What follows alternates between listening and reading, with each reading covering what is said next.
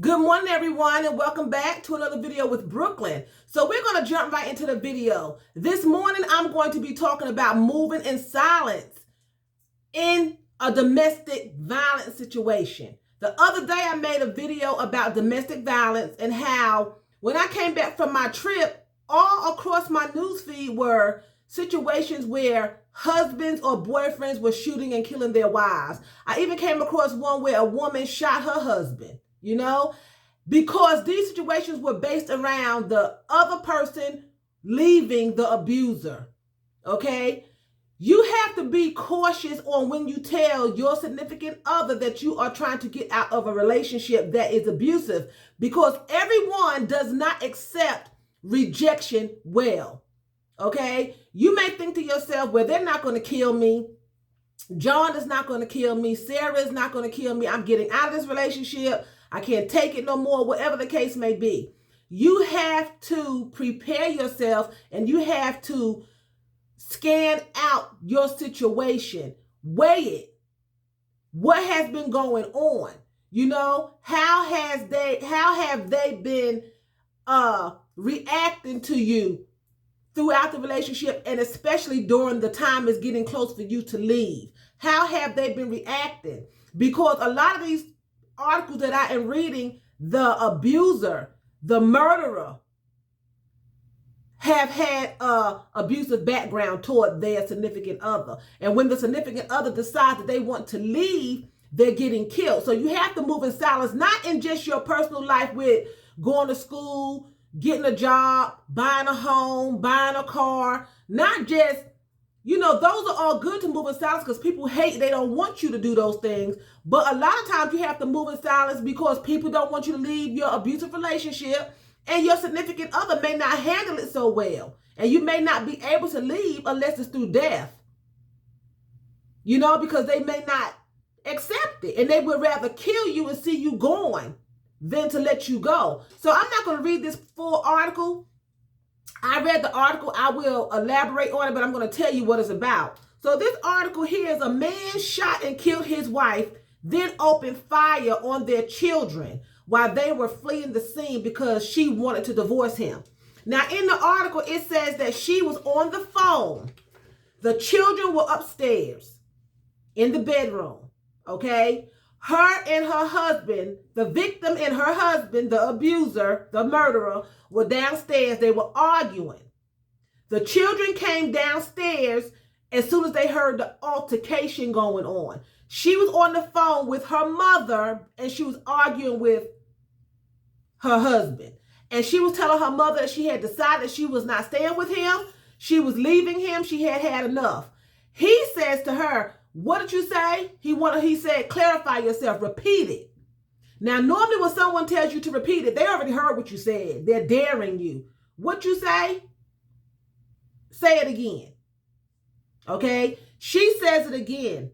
He blows her away. He had the gun on him. He shot her dead while she was on the phone with her mother. Her mother is listening on the other end in horror.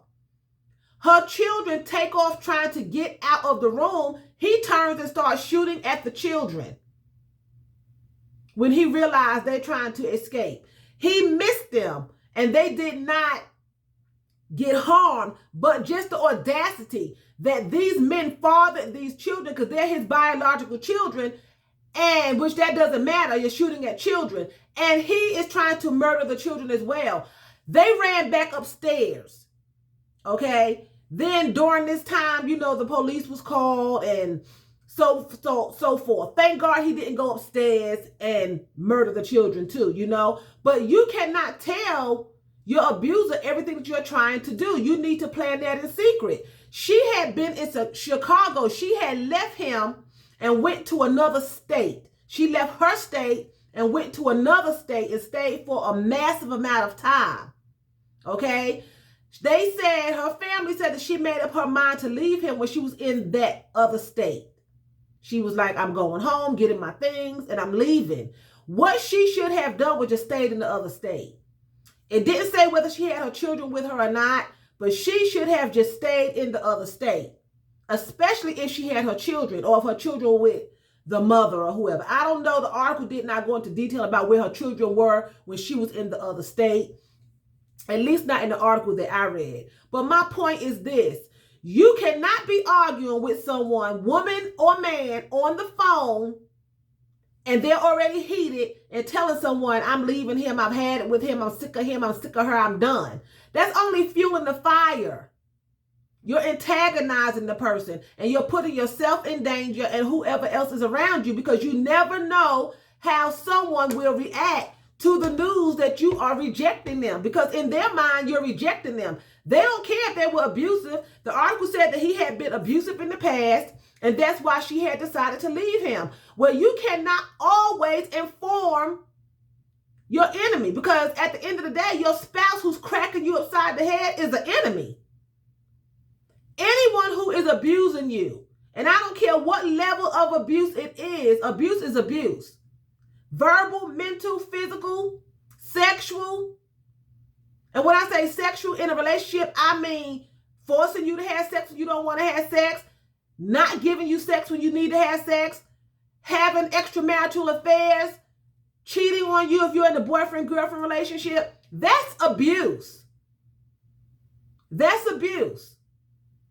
Okay? And no matter what level of abuse it is, a lot of times you cannot, I lost my train of thought. You have to still move in silence, because I remember when I was married to my daughter's father, and we were young. We were like in our 20s. And we had split up and everything like that, but he was still coming around. You know, we were still talking and everything.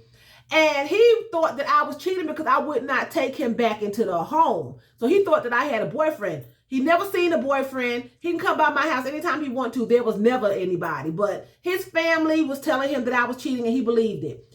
He pitched a fit, threatened me. You think you gonna cheat on me? You think you slick? I'ma show you slick. You know, following me, doing all kind of stuff. Never seen me with anyone.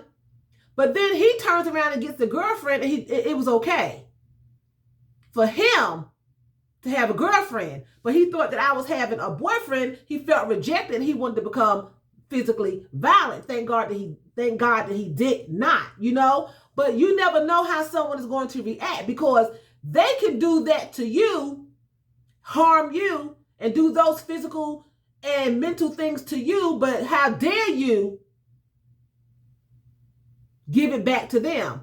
When they start feeling rejected, a lot of people cannot take rejection. And you have to move in silence when you are trying to protect yourself and your loved ones. You have to move in silence. I always go back to Tina Turner. When she planned her escape from Ike, she did not tell anyone.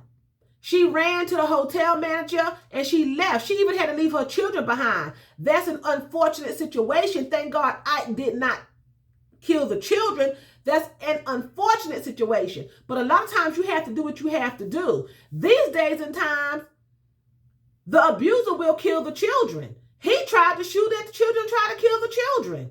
And he helped create the children. So he had no love for her or the children. It was all about himself. He wanted to continue the abuse. And make no mistake, when you're being abused, if you have children, they're being abused. Whether they may not be being physically hit, they may not be being verbally abused, but they're being mentally and emotionally abused because they're watching their mother or their father take abuse, which causes your children to take abuse through you because you're allowing it, and then they grow up sometime and they cause abuse.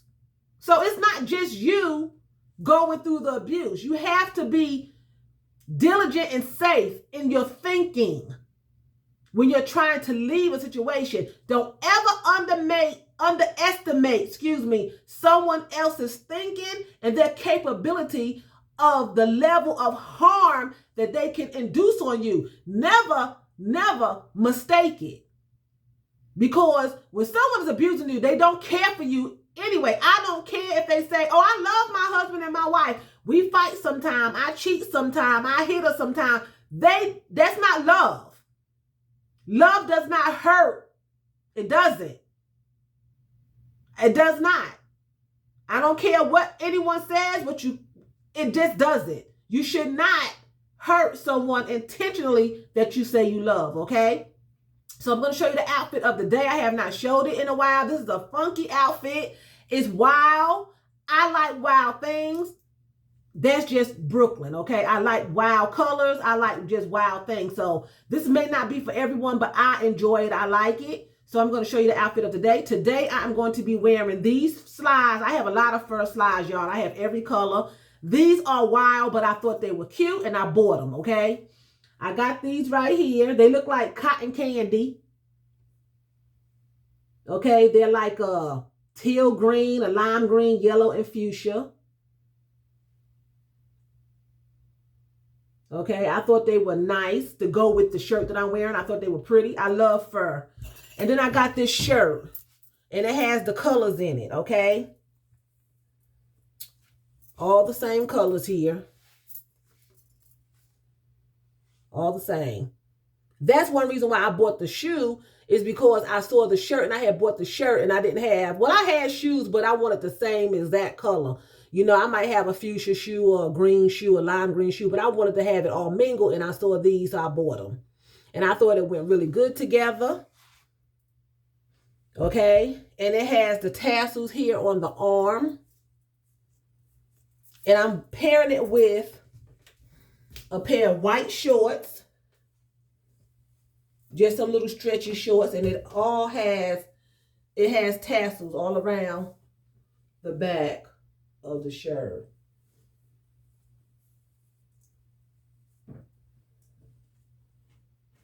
Okay, make sure it's all out, because when you put these tassel shirts on, you need to put your shorts on first, because the tassels be caught all up in your pants and everything, and your leggings. So this is what I'm wearing today. I thought it was cute. It's going to be really hot here today, and I want to be comfortable and everything. So I hope you all enjoyed the video, and I hope you all are being safe. If you are in a situation that is abusive, man or woman, and you want to get out, start planning and try to do it as soon as possible, and do it in silence. Move in silence. Do not let your left hand know what your right hand is doing. Do not tell everybody. You may not even be able to tell your family, because some family members and friends want you to stay in situations that's not good for you. But they're not in it, but they want you to stay in it. You know, they'll come with, well, God said, let no man put asunder. And God said, that's your husband. God said, that's your wife. He did not say get busted upside your head. He did not say get slapped in your face and punched in the mouth. He did not say get forced to sleep with someone who's abusing you. He did not say that.